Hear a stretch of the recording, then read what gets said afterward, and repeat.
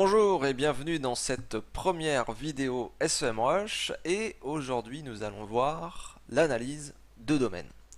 L'analyse de domaine, c'est l'un des menus que vous allez le plus utiliser sur SEMrush. C'est le menu qui se trouve juste à gauche et qui vous permet d'analyser n'importe quel site du web pour regarder tout simplement le niveau en référencement naturel, le niveau en référencement payant comme Google AdWords, le display, etc.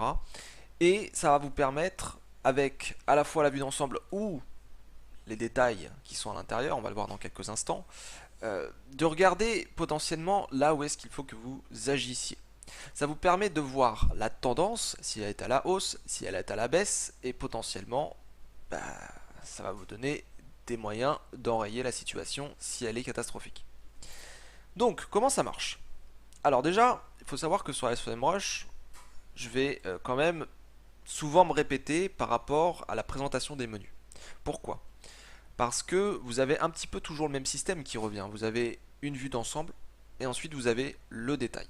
La vue d'ensemble vous permet de regarder en un coup d'œil qu'est-ce qui se passe sur le site pour un élément donné. Ça peut être l'analyse du domaine, ça peut être regarder les backlinks, la vue d'ensemble des backlinks, ça peut être regarder la vue d'ensemble des publicités, le display, etc. Maintenant, cette petite formation finalement, cet ensemble de tutoriels vidéo sur SEMrush vont vous permettre de regarder en détail comment exploiter les données, etc. Alors déjà, quand vous tapez tout en haut dans le formulaire vue d'ensemble du domaine et un domaine, vous allez tomber sur cette page. La première chose qu'il faut que vous fassiez, c'est de sélectionner la bonne base de données. Normalement, ça se sélectionne relativement bien. Si vous travaillez en France, vous prenez la base de données française. Je crois que c'est 300 millions de mots-clés, un truc comme ça. Donc c'est une des plus grosses bases de données françaises. Vous avez la base de données US, qui est aussi beaucoup utilisée, UK pour l'Angleterre, l'allemande, l'espagnol. Mais vous avez quand même n'importe quel pays assez connu, on va dire, sur le web, qui est disponible ici. Vous avez juste à rentrer le pays, et puis vous allez pouvoir vous connecter à une base de données précise. Alors c'est pas parce que vous sélectionnez français que vous ne pouvez pas switcher à US. Vous prenez par exemple ici, vous avez la distribution des mots-clés organiques par pays, par base de données en fait. Là on voit bien que à peu près 57% c'est du français, mais on voit que j'ai quand même une grosse proportion de canadien.ca. J'ai aussi du néerlandais, ça pourtant je ne sais pas pourquoi parce que je parle pas néerlandais sur mon site.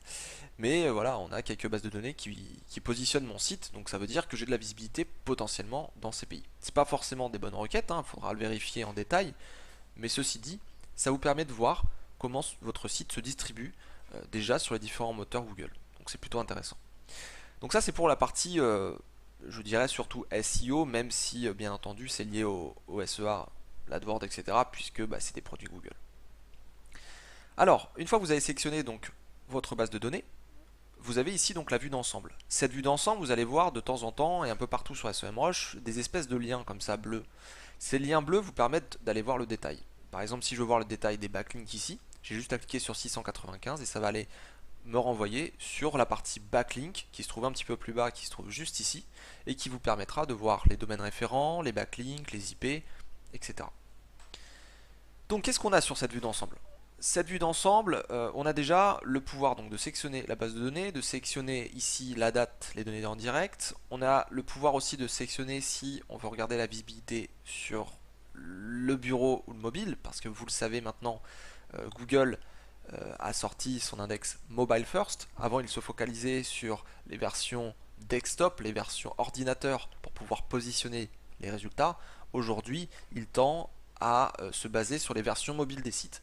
C'est pour ça qu'il faut se mettre en conformité et avoir, si possible, un site en responsive ou un site mobile, et voire même une version AMP, etc. On ne parle même pas des PWA et autres applications qui permettent de faire aussi pas mal de choses. Donc, à gauche, vous avez la partie organique, recherche organique qui me dit a priori que j'ai 2600 de trafic. Alors, je tiens à le dire tout de suite, ce n'est pas un chiffre réel. J'ai énormément de personnes qui me demandent mais pourquoi j'ai que 2600 sur mon analytique, j'ai ceci, j'ai cela. Le chiffre n'est pas réel, c'est une tendance. C'est-à-dire qu'on prend les mots-clés sur lesquels vous vous positionnez, on va regarder le volume, on va regarder votre position, et en fonction de si vous êtes haut ou bas, on va appliquer un taux de clic. Donc un taux à multiplier par le volume, si vous voulez. Et à partir de là, il va vous donner un chiffre en faisant la somme de tous les mots-clés que vous positionnez à tel endroit. Tout simplement. Donc c'est une tendance. Regardez les courbes de toute manière sur n'importe quel outil, que ce soit SEMrush ou un autre, comme des tendances. À part si vous connectez des API comme Google Analytics, on va voir comment faire plus tard, mais vous n'aurez pas de chiffres réels la plupart du temps. Sauf si vous avez bien sûr accès à la Search Console, aux outils Google, Analytics, tout ça, et que vous concentrez tout ça dans le même outil. Donc ici vous avez la recherche organique, vous avez un rang de SEMrush qui est en gros le positionnement sur le classement SEMrush. Vous avez le nombre de mots-clés positionnés, au moins dans les 100 premiers résultats. Vous avez le coût du trafic, qui est en fait combien ça vous coûterait si vous mettiez de l'AdWords compte tenu de votre positionnement et des requêtes que vous visez. Donc ça c'est plutôt intéressant, ça permet de voir peut-être les retours sur investissement par rapport au SEO et de voir si vous gagnez de l'argent potentiellement. Est-ce que ça vous rapporte plus en fait le SEO que par rapport à la pub. Ensuite ici, moi je n'ai pas de recherche payante, je n'ai pas d'AdWords de publicité, mais si vous en avez, notamment dans le cadre de site e-commerce par exemple, vous pouvez voir le trafic que vous générez à partir de la recherche payante, c'est toujours une estimation, même si elle est un peu plus précise pour moi que la partie recherche organique. Vous avez aussi les mots-clés et le coût du trafic que l'argent en fait que vous mettez dans AdWords, plus ou moins. Ensuite vous avez les backlinks. Donc pareil là, hein, domaine référent, adresse IP référente, vous avez le display qui est notamment lié à tout ce qui est payant. Ici, on en a déjà parlé, c'est le nombre de mots-clés organiques que vous positionnez en fonction des bases de données SEMrush et donc des pays indirectement. Vous avez le même graphe si vous avez de la recherche payante. Et ici, c'est la fameuse courbe SEMrush que tout le monde a au moins déjà vu normalement si on s'intéresse un petit peu à cet outil. C'est la courbe de trafic. Et cette courbe de trafic, alors qui a quand même quelques mises à jour de temps en temps, donc c'est pour ça que parfois vous pouvez arriver par exemple d'un niveau assez bas, puis d'un coup boum, on ne sait pas pourquoi, pourtant en réel il n'y a rien qui a bougé spécialement, puis dans les trafics ici SEMrush ça bouge anormalement. Alors sur le trafic SEMrush ça bouge, ça peut aussi bouger sur le nombre de mots-clés, d'ailleurs ça bouge souvent plus sur le nombre de mots-clés parce qu'il rajoute, on va le voir après, des positionnements ou des mots-clés dans la base de données où ils font le tri dans la base de données. Donc potentiellement ça peut faire monter ou descendre les résultats en fonction de votre profil. En dessous, vous avez un peu plus de détails concernant la recherche payante et la recherche organique. La recherche organique, vous avez tout d'abord les meilleurs mots-clés organiques, donc ceux qui vous apportent, on va dire, le plus de trafic au niveau de votre site. Donc là, par exemple, le mot-clé SEO m'en rapporte pas mal. HN, vous savez, les H1, H2, tout ça, ça me rapporte pas mal aussi. Consultant SEO, erreur 404. Alors c'est quoi? C'est parce que j'ai une page qui s'appelle le SEO, c'est quoi? Donc là, vous voyez, vous avez affaire à un parasite. Mais mine de rien, je positionne cette requête, ça reste une requête. Et elle peut peut-être m'apporter un tout petit peu, même si là je doute que les gens s'intéressent à ma page, puisque ça ne traite pas de c'est quoi, mais de SEO pour le coup. Donc ça c'est les meilleurs mots-clés, vous pouvez voir le détail ici, toujours pareil, hein, avec les rapports détaillés et les petits boutons bleus.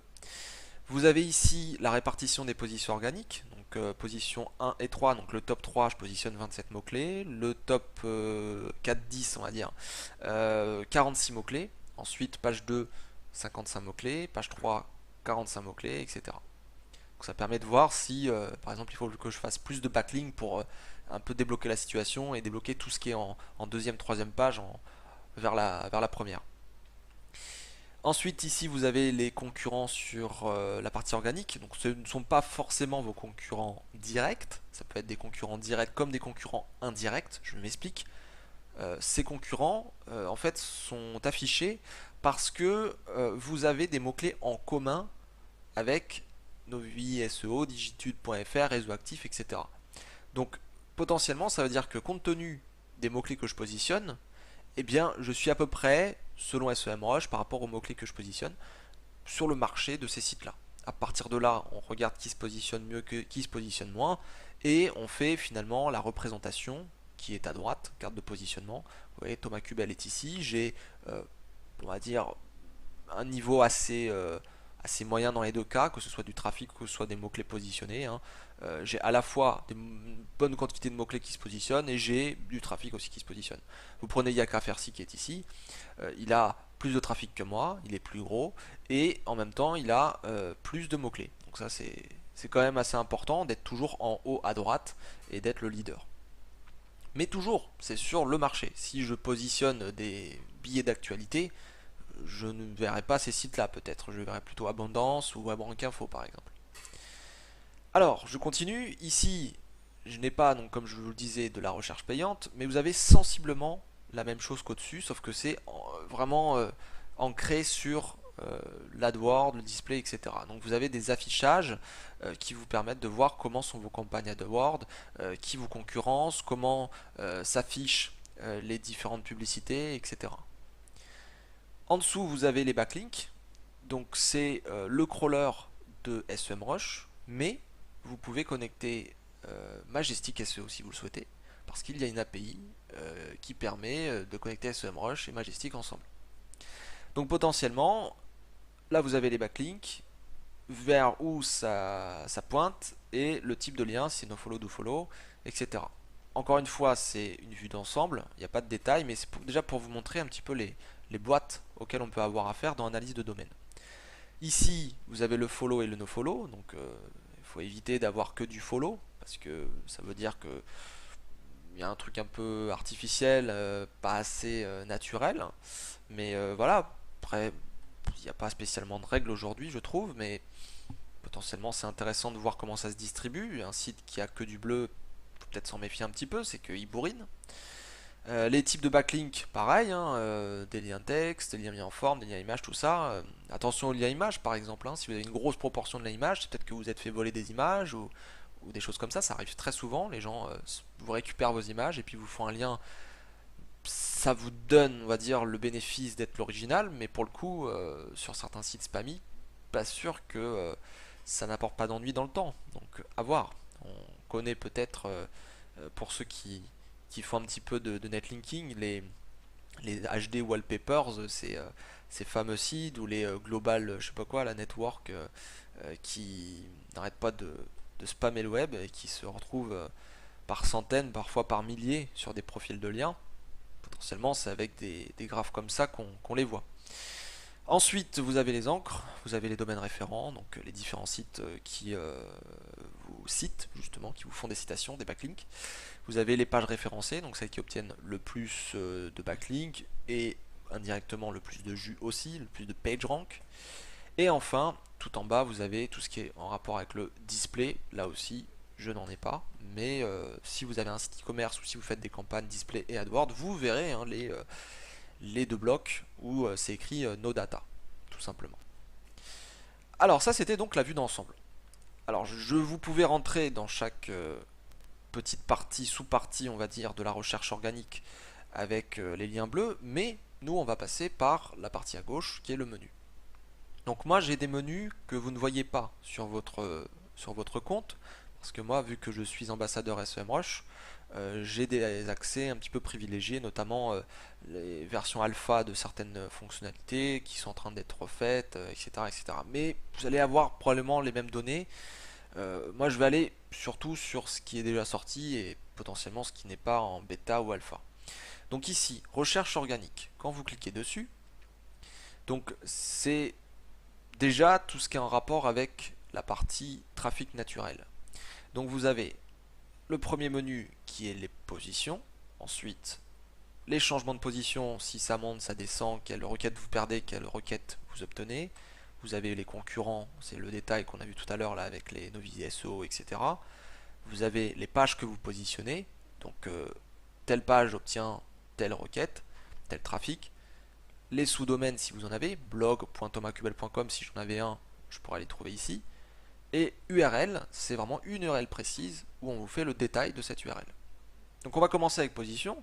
Position, ça vous permet d'espionner vos concurrents, ça vous permet de récolter les mots-clés que positionnent tous les acteurs de votre marché. Donc si par exemple vous téléchargez les mots-clés de vos concurrents directs, et bien pour le coup vous pourrez voir quelle stratégie peut-être ils ont menée avec leur page, avec leur site, pour pouvoir positionner telle ou telle requête. Donc vous pouvez avoir la liste des requêtes à travailler. Vu que vous avez en dessous le coût par clic, l'AdWords, etc., vous pouvez voir où est-ce qu'il y a du business, donc potentiellement où est-ce que les gens mettent de l'argent pour pouvoir se positionner. Donc potentiellement c'est des requêtes souvent transactionnelles, commerciales, sauf si le ciblage est mal fait bien sûr. Mais en tout cas avec ce tableau là, vous pouvez trouver des requêtes, vous pouvez trouver les volumes de ces requêtes, vous pouvez voir où vous vous positionnez éventuellement, où est-ce que le concurrent se positionne aussi, vous pouvez voir le trafic que ça lui apporte, vous pouvez voir le coût du trafic de manière générale, vous pouvez voir la concurrence, l'URL qui est positionné, la SERP, la tendance sur l'année. Bref, vous avez quand même pas mal d'infos pour pouvoir travailler votre stratégie éditoriale, votre stratégie de référencement naturel, et vous pouvez voir les niveaux au fur et à mesure du temps, puisque, comme vous voyez en haut, il y a un graphe, mois par mois, année par année, qui vous permet de voir à la fois le trafic et, ici, les mots-clés. Alors, je rentre dans le détail un petit peu. Le nombre de mots-clés. Quand vous voyez cette courbe, c'est le nombre de mots-clés, mais top 3 jusqu'à la 100e position. Donc, potentiellement, si vous voulez voir simplement les mots-clés que vous positionnez dans la première page, il faut décocher 11-20, 21-50 et 51-100. Et vous voyez que ce qui est en jaune, c'est la proportion de mots-clés en top 3. Et ici, la proportion de mots-clés qui sont en 4-10. Donc là, j'en ai par exemple en ce moment 27 en top 3, 46 en 4-10. Vous pouvez utiliser, si vous voulez, le zoom déjà qui est spécifié ici. Et petite chose aussi, quand vous allez sur le graphe, vous faites un glisser et vous pouvez zoomer dessus. Voilà. Donc si par exemple vous avez un truc comme ça, voilà, vous pouvez voir 14 juin, 15 juin, 16 juin. Voilà. Donc ça c'est le nombre de mots-clés positionnés. Donc là je suis plutôt stable dans le temps. Alors ici vous voyez la mise à jour d'ailleurs. Je vous en parlais tout à l'heure. Là ils ont rajouté en fait les mots-clés de... Alors, il me semble que c'était de 11 jusqu'à 100. Parce qu'avant il faisait que la première page. Ou peut-être la deuxième, mais pas en tout cas ceux-là. Donc du coup, c'est vrai qu'ils ont commencé à afficher les mots-clés que je positionnais en profondeur. Et potentiellement ça m'a gonflé les chiffres. Mais ça ne veut pas dire que mon référencement augmente. C'est déjà le cas. C'est juste qu'ils ont pris en compte la visibilité de manière plus profonde. Le trafic, par exemple, lui, il progresse globalement, normalement. Il y a eu quelques mises à jour qui ont fait que c'est monté et que c'est descendu à quelques moments, mais c'est mieux que déjà les mots-clés. Donc ici 524 mots-clés que je positionne, 2600 de trafic environ en ce moment, et 10 000 de coût de trafic, c'est-à-dire 10 000 $ si je devais mettre de l'AdWords sur toutes les requêtes que je positionne, a priori. Ensuite, extrait optimisé, ça c'est intéressant, ça vous permet de voir la proportion de vos pages qui se positionnent, vous savez, dans ces extraits que propose Google sur l'affichage. Les fonctionnalités SERP, c'est écrit au-dessus. Vous savez, vous avez les box, vous avez le pouvoir d'être dans la partie locale avec votre adresse, etc. Vous pouvez être affiché dans ce qu'on appelle le carrousel, c'est-à-dire des espèces de vignettes. Et puis, vous avez les images. Bah là, potentiellement, le Knowledge Panel et les images, j'en positionne quand même pas mal. Donc, c'est plutôt cool. Et puis, donc, en dessous, vous pouvez regarder le détail des mots-clés. Vous pouvez d'ailleurs sur tous les panneaux SEMrush mettre les filtres, donc inclure, exclure des mots-clés, des types de mots-clés, des fonctionnalités, des trafics supérieurs ou inférieurs à tel pourcentage, contenant ou ne contenant pas, etc. Enfin, c'est assez intéressant de filtrer, surtout lorsque vous voulez faire des stratégies éditoriales, parce que si vous voulez travailler par exemple que ce qui est en rapport avec la balise title, ben là vous tapez title ou URL contenant ma page, balise title, ça vous permet de sortir juste les URL qui ont balise title ou pas. Mais vous pouvez en rajouter plus. C'est-à-dire que là, le mode page qu'on va voir tout à l'heure vous permet de voir page par page, mais vous pouvez mettre, je veux que je veux inclure en fait la balise title, j'ajoute un de plus, la métadescription, j'ajoute un de plus, les headings, etc. Je peux ajouter n'importe quelle page, je peux mixer les choses, je peux faire vraiment plein de filtres. Donc c'est vraiment intéressant. C'est plus ou moins un Excel qui est là-dedans avec le système de filtrage. Alors justement, en parlant d'Excel, si vous préférez par exemple, au lieu de travailler sur un tableau pour un site web, vous voulez fusionner tout dans un Excel, admettons mon site, plus celui d'abondance, plus un autre, etc. Vous pouvez tout à fait exporter ici les mots-clés. Vous avez le pouvoir de faire en Excel, en CSV semi-colonne. Vous sauvegardez et ça va vous sortir un fichier que vous pourrez intégrer dans Excel. Après, vous fusionnez, vous rajoutez les uns à la suite des autres les mots-clés des différents sites. Et puis, vous pouvez faire une véritable stratégie. Moi, je le fais régulièrement pour pouvoir avoir le maximum d'opportunités. J'ai juste à supprimer les doublons et j'ai une matrice avec des dizaines de milliers de mots-clés qui me permettent de voir tout le marché, tout simplement toute la thématique. Il suffit juste de choisir les bons sites ou de choisir les bonnes propositions de mots-clés. Nous le verrons ça d'ailleurs dans la partie mots-clés. Alors, je continue. Ça, c'était la partie position. Nous avons aussi les changements de position. Donc, il n'y a pas grand-chose à dire sur cette partie-là, puisque ce sont globalement les mêmes fonctionnalités que la page d'avant. C'est juste que vous pouvez voir les nouveaux mots-clés pour mai 2018 ou pour un jour particulier.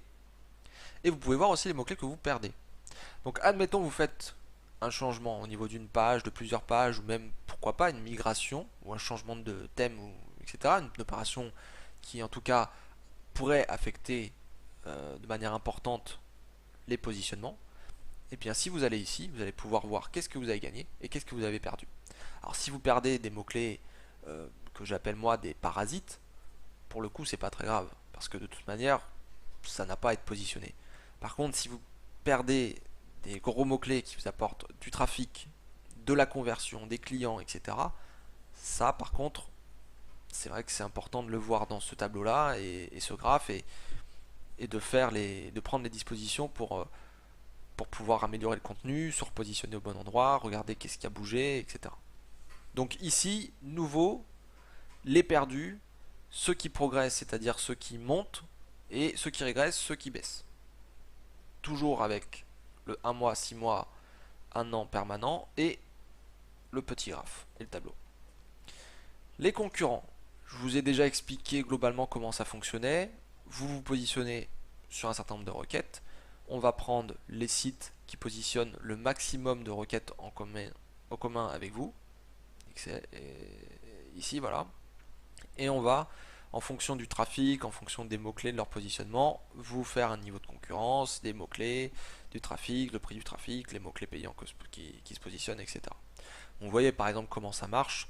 Il y a sûrement une page qui traite du référencement, voire même quelques pages, mais c'est vrai que ce n'est pas du tout un concurrent parce que la majorité des mots-clés qu'il positionne ne sont pas en fait dans mon secteur. Par contre, un Yaka Fersi, qui a quand même un guide SEO avec title, métadescription, comment les faire, etc., bah c'est vrai qu'il positionne à la fois des mots-clés en commun avec moi, et en plus de ça, c'est une grosse partie de son trafic. Donc potentiellement, ça veut dire qu'on est sur les mêmes positionnements marché. Donc globalement, vous avez la même chose ici, vous avez ici le graphe, c'est un détail pour pouvoir explorer un peu mieux, on va dire. Ensuite, vous avez les pages. Donc ça peut être important pour par exemple des migrations, voir si tout se passe bien. Ça permet de voir si vous voulez par exemple travailler vos requêtes, vos pages. Si vous voulez obtenir plus de trafic avec une page, vous regardez les mots-clés qui se positionnent, vous essayez de voir quelles sont les opportunités par page. Vous pouvez voir aussi globalement comment ça se distribue sur chacune de vos pages. Un problème qu'on a souvent eu il y a ces dernières années, c'est une page d'accueil qui positionne quasiment tous les mots-clés du site. Si on voit que la proportion du trafic c'est sur la page d'accueil et que la majorité des mots-clés c'est pareil la page d'accueil, c'est pas forcément top. Donc on va essayer d'éclater finalement tous les sujets sur une bonne arborescence bien distribuée et on va essayer de faire en sorte d'avoir du trafic qui se distribue sur toutes les pages. Toutes les pages de votre site, à part quelques-unes comme les landing pages, tout ça qui sont là surtout pour convertir, devraient être travaillées au maximum pour pouvoir positionner des requêtes. On ne crée pas des pages juste pour créer des pages. À part si vous avez une fonctionnalité particulière comme une fonction recherche, des choses comme ça, comme un peu sur Airbnb. Normalement, il faut que quand vous indexez une page, ça soit une page utile, une page complète, une page qui va aider les gens, répondre à la fois à l'utilisateur qui tape un mot-clé sur Google, mais aussi à Google qui va pouvoir vous étudier. Donc ici, vous avez une page, par exemple ici le SEO c'est quoi, vous avez le trafic que ça m'apporte sur la globalité du trafic et le nombre de mots-clés. Quand je clique sur mots-clés, lien bleu, ça me redirige vers le panneau URL, ce que je vous disais, on fait le détail pour cette URL, et à ce moment-ci, on a bien, les mots-clés que je positionne grâce à cette page. Donc on voit ici que je positionne SEO, qu'est-ce que le SEO, SEO définition, etc. Mais voilà, est-ce qu'il ne faudrait pas que je fasse une page sur juste trafic SEO, ou qu'est-ce que le référencement d'un site, ou SEO définition? C'est à voir. Qu'est-ce qu'un moteur de recherche par exemple? Je positionne avec cette page, il vaut mieux faire une page qu'est-ce qu'un moteur de recherche, ou quels sont les différents types de moteurs de recherche. Ça serait beaucoup plus intéressant. Alors du coup, on arrive quasiment à la fin de cette petite boîte recherche organique. On a fait tous les menus, mais il en reste un que nous avons sauté parce que j'ai cliqué sur une page et qui est sous-domaine. Sous-domaine, alors pour le coup, moi je n'en ai pas. Enfin, j'ai le 3W, voilà, 3W qui est ici. Mais globalement, vous pouvez voir par sous-domaine. Donc si vous avez blog.thomascubel.com ou si vous avez, je sais pas moi, client.thomascubel.com ou faq.thomascubel.com, boutique.thomascubel.com, et bien vous pourriez tout simplement avoir la distribution sur chacun de vos sous-domaines. Donc ça permet de voir s'il n'y a pas trop de problèmes avec les requêtes, si c'est quand même assez bien distribué, parce que parfois il arrive sur certains sites de voir des problèmes, et même d'ailleurs parfois des problèmes techniques. Il y a parfois à la fois le domaine racine et le domaine W qui peuvent ressortir ici. Et en fait, on se rend compte qu'il y a la moitié du site, la moitié pardon, des pages indexées dans Google qui sont dupliquées. Et donc, il y a un sous-domaine qui est une copie en fait, conforme 100% de l'autre sous-domaine. Donc, ils font un miroir en quelque sorte. Donc ça, c'est recherche organique. Donc c'est l'une des boîtes que vous allez le plus utiliser normalement si vous vous intéressez au SEO. Alors il y a une autre boîte qui est aussi très importante. Alors je vais retourner sur tous les outils pour pas vous brusquer. Ici vous avez analyse du domaine et vous avez backlink. Dans les backlinks, vous allez avoir tout ce qui est en lien avec un site particulier. Vous prenez toujours le même, thomascubel.com, vous faites vérifier. Ça va vous sortir, on va dire, comment le volet popularité, les backlinks se distribuent. Donc vous voyez qu'ici vous avez encore la vue d'ensemble, et vous avez ensuite les détails. Donc ici, c'est un peu pareil que pour la recherche organique, vous allez voir globalement c'est quoi la situation au niveau backlink. A noter que dans ce truc là, backlink, vous pouvez ajouter un concurrent pour essayer de comparer. Donc ici vous avez le total des backlinks avec le crawler SEMrush. Attention, parce que si vous n'avez pas connecté Majestic, vous ne pourrez pas voir les données Majestic, ici ou dans le mode projet, etc. Domaine référent, le nombre de domaines différents qui vous font des backlinks, les adresses IP référentes et l'authority score. Ici, vous avez la distribution, alors c'est des jours, a priori, sur les 3 derniers mois. Vous avez un petit peu comme pour les mots-clés, les backlinks gagnés, les nouveaux, et les backlinks perdus qui sont en orange. Ça bouge globalement un peu comme les mots-clés, parce que il peut y arriver qu'il y ait des sites de spam qui vous fassent des liens, puis qui les suppriment, ou qui se fassent shooter, ou des choses comme ça. Mais globalement, ça marche quand même plutôt pas mal. Je vous recommande quand même de vous connecter à Majestic, parce que Majestic a quand même sa spécialisation pardon, dans le secteur des backlinks, et vous pourrez avoir vraiment de la data très fraîche, et de la data vraiment d'ultra bonne qualité. Mais SEMrush, cela dit, vous donne la plupart de vos backlinks. Donc, backlink nouveau et perdu, le total des backlinks, Et ensuite, vous avez des métriques, notamment le mode projet qui me renvoie que euh, j'ai une toxicité moyenne, on va dire. C'est pas forcément si fiable, mais quel outil pourrait indiquer ça? Ça, c'est la question que je vous pose parce que je vois souvent des gens qui me disent c'est pas fiable. Moi-même, je le dis, hein, je suis le premier à le dire. Mais en même temps, en prenant du recul, on se dit est-ce possible algorithmiquement de pouvoir faire un score de toxicité pour un logiciel aussi simple que SEMrush? Je veux dire, on n'est pas Google, on n'a pas des data centers et des data centers de malades à, à créer, on va dire, des algorithmes spécialisés dans la lutte contre le spam. Là, c'est un outil d'analyse. Donc potentiellement, voilà, médium, haut, tout ça, c'est très subjectif. Il y a des scores que vous pourriez mettre sur certains sites où SEMrush le mettrait comme toxique.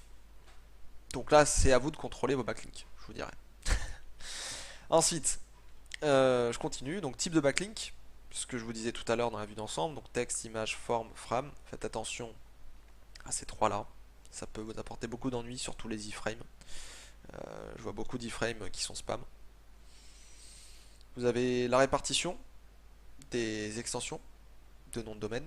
Vous avez le follow no follow, les pays, vous avez les meilleurs termes d'ancrage. Donc regardez qu'il n'y a pas une suroptimisation sur des mots-clés, parce que parfois ça peut vous apporter des ennuis. Pareil, les meilleurs ancrages, mais globalement on va dire. Et puis vous pouvez ajouter des widgets si vous voulez un rapport un peu plus conséquent. Ensuite, je vais dans le détail. Backlink. Cet onglet backlink, vous avez pareil le total des backlinks, tout ça, mais vous avez le détail. Ici, searchoptimization.fr me fait un lien vers thomascubel.com. Ce site-là, il aurait, alors je vous montre ici, c'est une importance de la page web. Donc, cet indicateur-là, il est bien et pas bien. Ça dépend de la qualité du site, ça dépend des liens qu'il y a. Il faut qualifier la qualité des liens, c'est certain. Maintenant, est-ce que ça veut vraiment dire quelque chose? C'est un petit peu pareil que mon discours d'avant. Le texte d'ancrage, les liens externes, ensuite les liens internes, le type de lien, pardon, quand est-ce que ça a été vu la première fois et la dernière fois. Donc ça permet de voir tout simplement comment ça se passe. Est-ce que le lien a été supprimé, est-ce qu'il a été passé en nofollow ou autre chose. A noter que vous avez encore un système de filtre ici. Les liens en follow, nofollow, par type, nouveau, perdu, etc. Vous avez aussi une liste de désaveux que vous pouvez mettre. Comme ça, vous pouvez faire le tri au fur et à mesure. Et ça vous permet de voir si vous avez déjà désavoué ce lien ou pas. Ensuite, vous avez les encres. Bah là, pareil, hein, tableau avec les encres, assez simple. Faites attention, hein, alors là, c'est sur la marque, c'est pas très grave, mais quelque chose comme, je sais pas moi, consultant SEO, vous en faites, admettons, 1000, et puis ça, c'est quasiment, on va dire 95%, 99% de votre profil de lien, consultant SEO. Le moteur il va se dire, ah, purée, il force sur consultant SEO, c'est un mot-clé, là c'est pas très naturel, hein, c'est artificiel. Donc, faites attention à la proportion d'encre que vous faites, parce que vous pouvez vous faire taper sur les doigts, clairement. Ici, vous avez le domaine référent. Voilà, donc les différents domaines qui vous font des liens avec le nombre de backlinks. Donc là, pareil, faites attention aux personnes qui vous font trop de liens via leur site. Ça peut être considéré comme des liens artificiels. Vous savez, un site qui fait tout le temps des liens vers vous, etc., ça paraît pas très naturel. Donc regardez où c'est. Est-ce que c'est dans la sidebar? Est-ce que c'est dans le footer? Est-ce que c'est dans toutes les pages du site, dans les textes? Est-ce qu'il y a des encres? Plus est-ce que c'est un site que je connais? Plus est-ce que c'est thématique? Plus est-ce que c'est la même IP que 40 000 sites à côté qui sont pareils? Essayez de vous poser les bonnes questions. Est-ce que si Google arrive sur cette page là, et puis cette page, et puis cette encre, et puis ce lien, est-ce que vraiment ça va être considéré comme quelque chose de naturel ou d'artificiel? Ça, c'est intéressant. Les adresses IP référentes, ça vous permet de voir parfois des réseaux de sites et voir potentiellement si c'est pas les mêmes propriétaires ou d'autres choses comme ça. Alors, j'attire votre attention quand même sur le fait qu'il existe des hébergements mutualisés, donc les IP peuvent être parfois identiques et pour autant les propriétaires, les sites n'ont rien à voir avec la même entreprise ou le même propriétaire. Pages référencées, donc ça c'est les pages qui ont le plus de force en quelque sorte et qui obtiennent le plus de liens, le plus de puissance. À voir si c'est vraiment les bonnes pages que vous voulez positionner, mais globalement ça vous permet de voir la distribution. Là on voit que j'en ai pas mal sur l'accueil, mais j'en ai aussi pas mal sur les articles, ce qui me fait dire que mes articles plaisent et potentiellement qu'ils se font partager et que les gens les citent parce que ils ont trouvé ça intéressant. Et enfin, les concurrents, où là, vous avez bien tout simplement ceux qui font des liens, un petit peu comme les mots-clés, encore une fois, des liens sur les mêmes sites que vous. Donc, potentiellement, là, on voit que Cocon.se a pas mal de domaines référents en commun avec moi, sûrement parce que on a les mêmes cercles. Cocon.se, c'est des amis, que du web.fr, pareil, Perronnet, pareil, Orthez Guru, c'est plus ou moins les Perronnet aussi avec Frédéric Boubé, etc. Nicolas Auger, pareil. Alors Antonin Desfinaux, on connaît pas trop, je connais pas trop, mais je sais qui m'a suivi. Victor Lerat, on a fait une conférence ensemble. Marie Pourréron, pareil. Et puis ça continue au fur et à mesure comme ça. Donc potentiellement, c'est que on a les mêmes fréquentations et qu'on se fait citer par les mêmes personnes. Voilà, donc ça c'était la première vidéo. Une vidéo déjà qui devrait vous apporter plus de clarté, je pense, si vous ne maîtrisez pas SEMrush. Donc on a appris aujourd'hui à utiliser déjà l'outil, le prendre en main, voir qu'il y avait une vue d'ensemble et une vue plus détaillée pour chaque fonctionnalité. On a vu la partie recherche organique qui contenait notamment tout ce qui est lié au trafic naturel avec les mots-clés, le trafic, etc. Et on est allé aussi dans le menu à part qui est Backlinks et qui vous permet de voir les citations de votre site sur le web. Donc ça c'est plutôt intéressant. Et puis dans la prochaine vidéo on va poursuivre donc toute cette partie analyse de domaine et on va s'intéresser à tout ce qui est recherche publicitaire, la recherche PLA, l'annonce display et ensuite on ira au fur et à mesure dans l'analyse de mots-clés, dans les projets, dans les opportunités, dans les différentes fonctionnalités d'SEMrush, le topic research, le calendrier, etc. Ce qui va vous permettre au fur et à mesure de travailler votre référencement, votre AdWords, votre social, votre campagne de content marketing et plus encore. A tout de suite pour la prochaine vidéo.